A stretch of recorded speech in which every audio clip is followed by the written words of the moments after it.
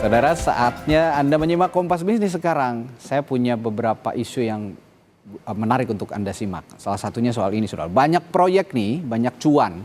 Hal ini ideal justru terjadi atau tidak terjadi pada BUMN karya. Sebut saja Waskita Karya, Wijaya Karya, PTPP, Adikarya, semua punya permasalahan utang dan arus kas yang naik turun. Bahkan cash flow alias berangkasnya lebih lama negatifnya. Kita bahas Waskita Karya dulu ya, yang merugi 3,7 triliun di sepanjang 2023. Nasib sahamnya pun nyangkut karena dibekukan otoritas bursa.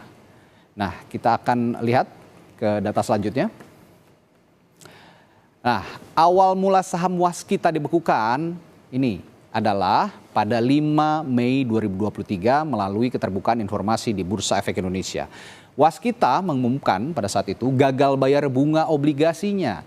Merespons hal ini, otoritas bursa membekukan atau menghentikan aktivitas saham Waskita. Bursa Efek Indonesia pun memberikan waktu 24 bulan bagi BUMN Karya ini untuk membereskan permasalahan keuangan sebagai syarat suspend saham dibuka. Kalau gagal dibereskan sesuai aturan, pada 8 Mei tahun depan, Waskita ditendang dari bursa. Jika itu terjadi, tentu akan menjadi sebuah ironi. Karena agen pembangunan justru kesulitan keuangan. Nah, ini saya mau disclaimer dulu ya saudara. Waskita juga nggak hanya kesulitan uang, tetapi banyak skandal korupsinya. Nanti kami juga akan paparkan ke data selanjutnya. Dan inilah saudara, saham Waskita dalam 5 tahun terakhir. Anda bisa lihat di data ini, saat level tertinggi sempat di 2000-an. Lalu 2000-an per unit, nah tetapi sekarang harganya jatuh ke 200-an.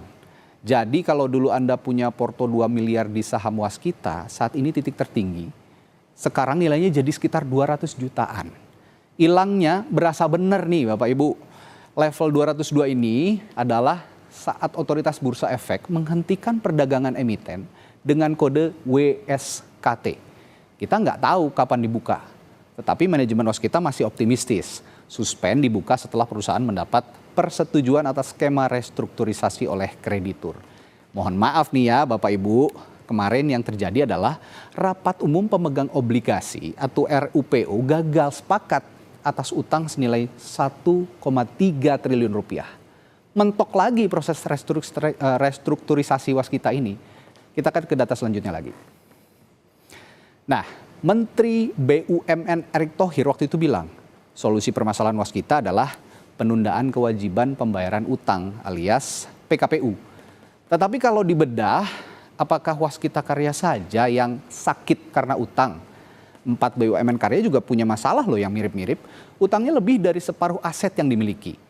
Nah, Waskita Karya saja punya utang 84,1 triliun rupiah atau setara dengan 87% terhadap aset.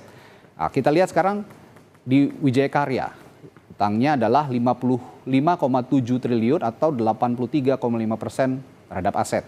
Lalu juga PTPP, utangnya 44,2 triliun atau 74,5% terhadap aset. Dan terakhir ada Adikarya. Adikarya ini utangnya 30,4 triliun rupiah, ini maksudnya triliun rupiah, atau 77,2% dari aset.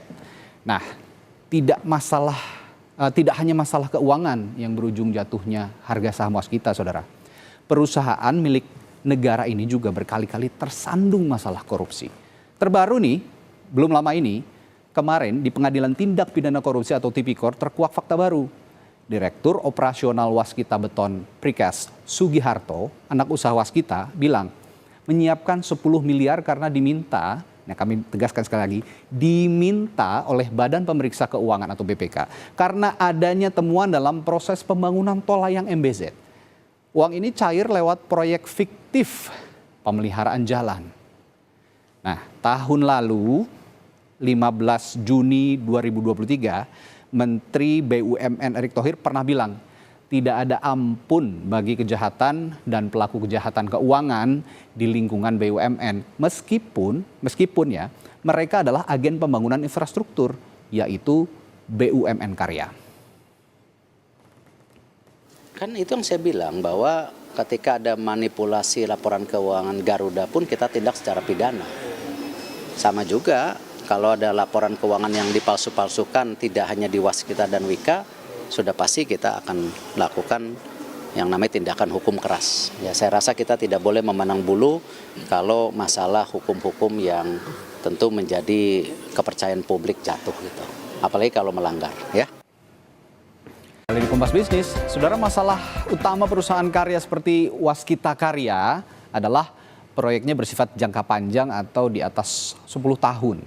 Tetapi selama ini pendanaannya atau utangnya bersifat jangka pendek, bisa sekitar 5 tahunan saja. Terjadilah mismatch dan kemarin terjadi RUPO atau Rapat Umum Pemegang Obligasi. Lalu seburuk apa kondisi keuangan Waskita Karya ini? Kita akan bahas bersama pengamat BUMN Toto Pranoto. Selamat pagi Pak Toto. Ya, Pak Toto. Selamat pagi. Baik, Yes. Pak Toto, kita ngobrol-ngobrol soal Waskita nih, nasibnya di lantai bursa. Kalau ngelihat kondisi Waskita saat ini, mungkin nggak sih masalah Waskita ini beres dalam jangka waktu 1 tahun? Kita kan tahu aturannya 24 bulan ya.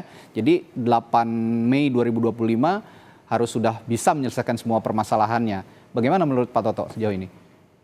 Ya, kalau kita melihat pada situasi Waskita terakhir ya, apalagi dengan hasil Rupo kemarin ya, saya kira Ya. memang ini persoalan yang harus diselesaikan, bagaimana mereka segera bisa mencapai kata kesepakatan ya dengan para kreditur di obligasi yang tidak dijamin ini, supaya kemudian MRA yang sedang dijalankan itu bisa mendapatkan titik temu begitu. Karena kalau tidak nanti memang ada ancaman ke depan ya, bahwa kemudian apabila ini tidak bisa diselesaikan, kemudian otoritas bursa juga melihat bahwa ini kemudian membahayakan ke depan ya bagi para pelaku industri dan lain-lain. Jadi mungkin langkah yang dikerjakan oleh otoritas bursa misalnya ya untuk proses delisting dan lain-lain kan mungkin saja bisa terjadi di tahun depan misalnya ya.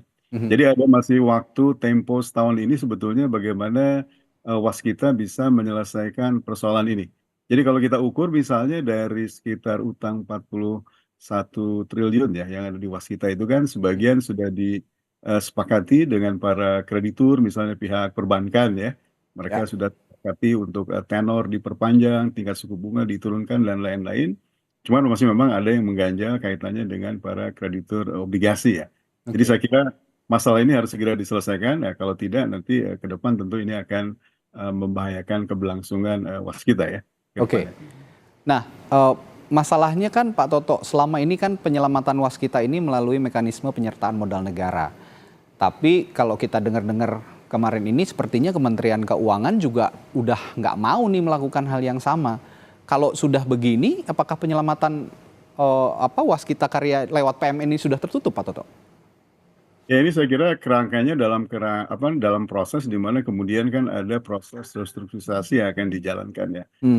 Pemerintah usulannya adalah misalnya menggabungkan Waskita dengan HK begitu ya. Jadi kalau misalnya nanti ke depan yang terjadi adalah Waskita sebagai anak perusahaan yang utama karya, maka tentu kalaupun ada lewat mekanisme bantuan lewat PMN, maka PMN itu nggak bisa langsung ke Waskita Karya sebagai anak perusahaan ya, tapi kepada HK sebagai induknya begitu ya. Jadi saya kira proses itu yang sedang dikerjakan. Jadi memang tidak memungkinkan PMN diberikan kepada anak usaha BUMN ya. Tapi saya kira juga ada alternatif lain juga sebetulnya kan, kalau mereka bisa membantu Waskita dalam jangka pendek ini, apabila kemudian Waskita sebagai BUMN TBK juga bisa melaksanakan right issue sebetulnya, di mana right issue itu yang nanti kemudian akan dijamin bahwa ada standby buyer di sana ya. Misalnya pemerintah di sini yang kemudian nanti akan menyerap right issue-nya Waskita misalnya. Itu juga mungkin mekanisme lain yang bisa dipakai oleh pemerintah, bagaimana mereka bisa membantu likuiditas Waskita dalam jangka pendek ini. Oke. Nah ini ada masalah lain lagi nih Pak Toto. Waskita Karya ini kan punya utang 30 triliun dan celakanya utangnya ini ke bank BUMN juga. Nah ini celakanya ke bank BUMN juga, perbankan BUMN. Ada bank BUMN dengan porsi yang sangat besar, yang gede, ikut nyangkut. Jadi efeknya kemana-mana gitu. Nah kira-kira bisa diselesaikan nggak sih permasalahan yang satu ini? Dia utang ke bank BUMN juga gitu. Ya ini memang sengkarut yang cukup Sengkarut kompleks memang ya. ya. Dalam arti memang Agak pelik. ini kantongnya kantong pemerintah juga ya, Iya. BUMN sebetulnya. Aha. Kita pahami dalam Master Restructuring Agreement yang sudah disepakati, kan sebetulnya pihak perbankan termasuk Himbara sebagai kreditur terbesar sudah sepakat sebetulnya ya untuk bisa merestruct hutang-hutangnya dalam perubahan dari sisi tenor ya yang jauh lebih jangka panjang dan juga misalnya perubahan dari tingkat suku bunga ya yang mungkin bisa Mhm. di begitu ya. Dalam arti bahwa apabila kemudian waskita kemudian bisa menyelesaikan persetujuan ya, apa namanya approval dengan kreditur obligasi yang masih belum setuju ke depannya, maka kemudian mestinya langkah-langkah restrukturisasi berikutnya yang akan dikerjakan ya oleh waskita dengan endorsement pemerintah Kementerian BUMN, mestinya dalam jangka panjang itu mereka secara perlahan itu ya Ya. bisa kembali on track lah, karena menurut saya investment yang sudah dikembangkan di dalam apa namanya grup waskita itu sudah terlalu besar gitu ya. Jadi menurut saya Ya. istilahnya too big to be fail begitu ya. Hmm. Jadi pasti akan ada upaya-upaya penyelamatan maksimal. Jadi menurut saya memang bagaimana proses nanti restructuring yang komprehensif dalam jangka panjang itu yang kemudian bisa diselesaikan. Tapi Ya. dalam jangka pendek ini saya kira kesepakatan ya dengan kreditur obligasi yang harus segera diselesaikan sehingga kemudian nanti rencana Oke. penyelesaian jangka panjangnya bisa dilaksanakan. Nah, ada lagi ini nggak beres-beres nih kayaknya masalahnya. Ada lagi nih Pak, karena ini saya harus tanyakan karena memang menyangkut publik. Eh, Waskita yang punya kode USKT di lantai bursa ini terancam delisting lah ya sekarang ini. Meskipun memang masih ada waktu sekitar 1 tahun untuk memperbaiki semuanya. Tapi ada juga 7,1 miliar saham publik yang nyangkut. Nah, ini gimana penyelesaiannya? Mekanisme seperti apa yang bisa ditempuh kira-kira Pak Toto? Ya ini memang menjadi pelik. Jadi kalau misalnya sampai delisting itu terjadi, tentu ini Hmm. akan sangat merugikan pihak investor ya. Karena Ya, kemudian bagaimana mereka bisa kemudian mencairkan likuiditasnya kalau kemudian sahamnya sudah delist ya. ya. Itu kan akan sulit sekali. Mhm. Jadi memang sebisa mungkin ini ancaman delisting ini harus bisa diatasi sehingga Ya, kemudian mereka tetap harus jalan. Dan kedua juga ancaman delisting itu juga sebetulnya akan mengganggu kredibilitas di pasar modal Indonesia juga ya. mhm. Bagaimanapun ini yang listed ini kan perusahaan negara ya. Iya, Jadi kalau perusahaan negara saja bisa delisting, aduh, apalagi dengan yang lain-lain. Jadi masalah reputasi ini juga penting untuk dijaga ya dalam iya, rangka iya. membantu bagaimana bursa memiliki kredibilitas yang bagus di mata investor baik lokal maupun global ya. Saya kira upaya-upaya untuk bisa mencegah delisting ini harus segera dikerjakan dalam Oke, setahun depan ini. oke. Nah, skema lain apa yang bisa dilakukan kalau memang PMN atau penyertaan modal negara ini bisa ditutup? Apakah divestasi solusinya atau ada langkah lain? Nah, kita ingat juga ada Indonesia Investment Authority atau INA gitu ya, diciptakan dalam visi penyelamatan juga sebenarnya. Masalahnya divestasi yang nggak bisa dilakukan secara cepat ini atau INA-nya yang sedang kurang manuver atau bagaimana, Pak Toto? Ya, saya kira langkah-langkah alternatif kan juga bisa dikerjakan ya. Saya kira mereka juga misalnya bisa dengan cepat melakukan divestasi atas beberapa aset jalan tol yang memang dianggap cukup prospektif ya. Ya. Mereka misalnya ruas tol di Batang, Pekalongan, mereka juga masih ada ruas tol di Depok misalnya ya, sampai Mhm. dengan API dan lain-lain. Itu kan cukup prospektif karena traffic crowd-nya cukup tinggi ya. Meskipun juga memang ada ruas tol yang memang traffic crowd-nya kurang begitu ya. Tapi dengan divestasi kalau bisa dipercepat, saya kira akan sangat membantu mengurangi beban hutang ya. Juga termasuk misalnya kalau aset-aset non-core-nya ya, atau yang non-strategisnya juga bisa dilakukan divestasi, saya kira juga akan bisa membantu ya. Nah, saya kira dalam rangka percepatan divestasi ini, maka kalau misalnya Indonesia Investment Authority bisa bekerja dengan lebih baik, Mhm. membantu kita ya mencarikan investor itu memang akan sangat lebih baik ya. Cuma Oke. kan memang INA saat ini kan juga mungkin sedang dalam tahapan yang transisi ya, Ya. karena waktu tahun lalu kan ada apa namanya amandemen terhadap Omnibus Law sehingga INA juga terpengaruh ya. Tapi kalau kemudian nanti INA kemudian sudah bisa beroperasi aktif kembali, saya kira ini langkah strategis kalau waskita atau BUMN karya lain bisa memanfaatkan mereka untuk tanda petik ya melakukan recycle atas aset-aset mereka dengan lebih cepat begitu. Oke, masalah lain nih Pak Toto. Tadi juga saya sempat paparkan di segmen selanjutnya bahwa waskita ini punya masalah juga dengan tindak pidana korupsi. Proyek-proyek besar infrastruktur itu potensial ya Pak Toto, jadi istilahnya kalau kita bilang proyek bancakan karena investasinya ratusan triliun. Nah, ada gula, ada semut, biasanya kan kayak gitu kalau memang kita lihat investasi. Nah, kebuka markup-nya yang terbaru korupsi tol layang MBZ. Ini melibatkan waskita. Tapi saya ingin punya gambaran juga dari Pak Toto. Seburuk itukah proyek-proyek bancakan yang ditangani oleh BUMN, Pak Toto? Ya. Kalau melihat sejarahnya kan memang banyak sekali ya, bukan hanya di kita ya, tapi juga di beberapa BUMN karya lain, kasus-kasus yang menyangkut soal-soal implementasi ya, dari bad Ya. governance itu kan terjadi ya. Korupsi katakanlah terjadi juga di beberapa karya yang lain. Nah, saya kira ini tidak hanya bisa dilepaskan semata-mata karena memang motif korupsi saja yang ada di para pelaku atau dalam manajemen perusahaan ya, tapi juga harus kita lihat bahwa secara operasional ya, secara fungsi operasi dari pelaksanaan proyek-proyek di BUMN karya itu ya, kan bukan hanya pekerjaan-pekerjaan komersial saja, tapi juga mereka melakukan pekerjaan sebagian untuk public service obligation atau tugas pengawasan pemerintah ya.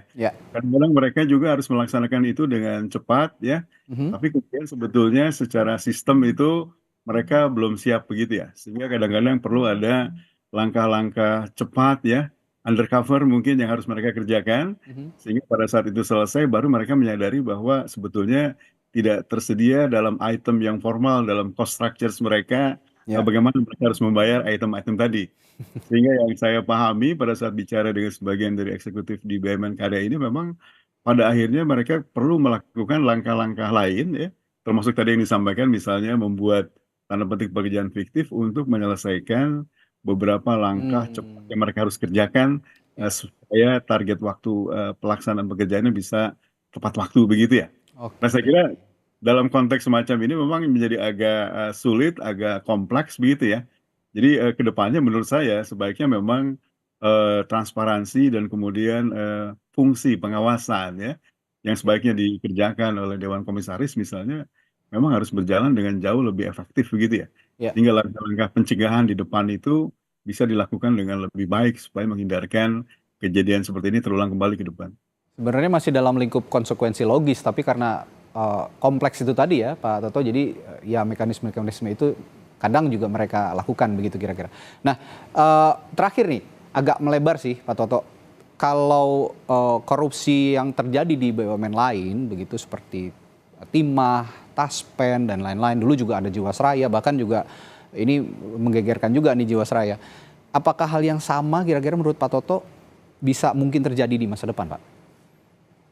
Ya, saya kira berulangnya kembali kejadian-kejadian seperti itu kan sebenarnya menunjukkan bahwa kualitas dari good corporate governance-nya yang perlu ditingkatin ya di lingkup BUMN ya. Jadi kan berbagai macam regulasi, aturan sudah ada sebetulnya. Tapi kalau korupsi masih terjadi juga, penyelewengan masih terjadi juga, berarti ada hal lain yang lebih fundamental yang terjadi, dan saya kira itu yang harus segera dibenahi. Jadi sekali lagi menurut saya, berbagai macam elemen pengawasan yang ada saya kira harus bekerja efektif lah untuk bisa pengawasan, elemen pengawasan, good corporate dan governance yang saat ini mungkin agak langka ya kita jumpai di BUMN karya. Jadi memang sepertinya itulah yang harus diperkuat, good governance, good corporate and governance, dan juga pengawasan-pengawasan yang harus diperkuat, termasuk juga dari lini-lini eksternal begitu ya Pak Toto, kira-kira tidak menutupi kemungkinan juga kita dan juga ada mekanisme pengawasan juga dari parlemen mungkin begitu. Baik, terima kasih pengamat BUMN Toto Pranoto telah berbagi perspektifnya di pagi hari ini dalam Kompas Bisnis. Terima kasih Pak sekali lagi, sehat selalu Pak Toto, sampai jumpa lagi.